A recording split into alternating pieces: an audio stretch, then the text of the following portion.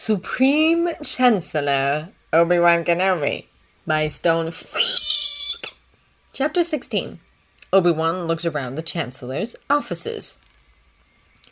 Obi-Wan moves around the Chancellor's offices, looking at the various artifacts, paintings, and statues Palpatine had decorated them with. The rooms are so ostentatious, it makes Obi-Wan feel on edge. He sees no point in this kind of revelry in wealth. The temple has always provided him with what he's needed to live and thrive, but without owning for the sake of owning.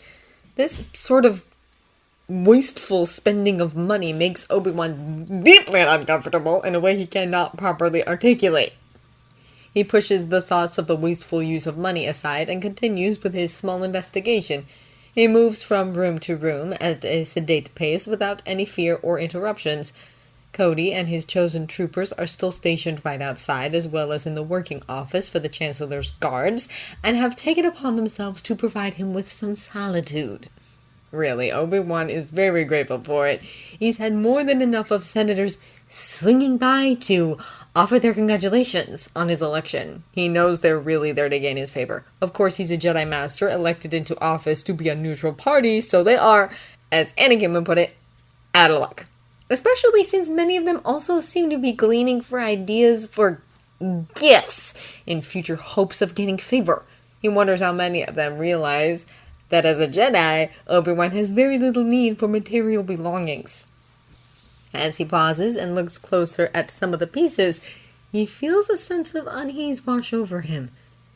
These artifacts and art pieces. He's looked at most of them before. Of course he has. It's hardly the first time he's in the Chancellor's offices. But he feels as if he's never really seen them before. The Great Hyperspace War bas-relief. It portrays an ancient battle between the Jedi and the Sith, both sides falling. It's a grotesque scene in Obi-Wan's opinion, though he does understand the necessity of capturing historic events in art. It is, after all, one of the best ways of leaving behind history. Its placement here in these offices, it could be a sign of Palpatine's respect for the Jedi Order. He knows many of his fellow Jedi, and quite a few senators perceive it as such. However, Obi-Wan thinks with a wry smile, it could also be a sign of his disrespect. After all, not only Jedi are depicted in the scene. Useless speculation. Obi-Wan turns his eyes away and moves on. He stops in front of a metal chalice of some sort, quite prominently on display, despite the fact that there seems to be little special about it, besides its apparent age. It doesn't appear to be especially valuable, and Obi-Wan doesn't recognize it as any artifact of historical worth. The metal certainly isn't especially precious, and if it's something that has an actual use, he cannot tell what it is for.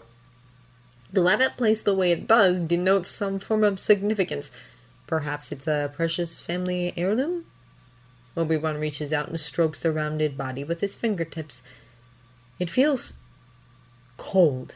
Not just the metal against his skin. Something about its very essence seems cold. He pauses and places his whole hand against it as he stretches his senses toward it through the Force. Cold! Something about this chalice makes it feel cold, even in the Force. However, the feeling is elusive and slips through his fingers like grains of fine sand, impossible to hold on to, before he can truly grasp what it means. Obi-Wan's eyebrows knit together and his lips turn down. There's certainly something about this chalice. Perhaps he should try to open it. Later, he decides and moves on again.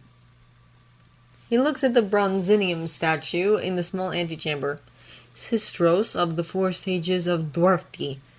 Every time he looks at this statue, the Force whispers to him. Take heed, it seems to say. He's had it checked by multiple security scans, but they've all come up empty. Still, the niggling feeling won't leave. There is something about this statue, just like there is something about the chalice. He moves back into the public office and heads to one of the bronzinium statues by the side of the large panorama window behind the official desk. Just as large and ugly as the one in the antechamber, however, this one depicts Brata of the four sages of Duarte. Obi-Wan knows his history, knows that Brata is known to have encouraged studies of the dark side of the Force.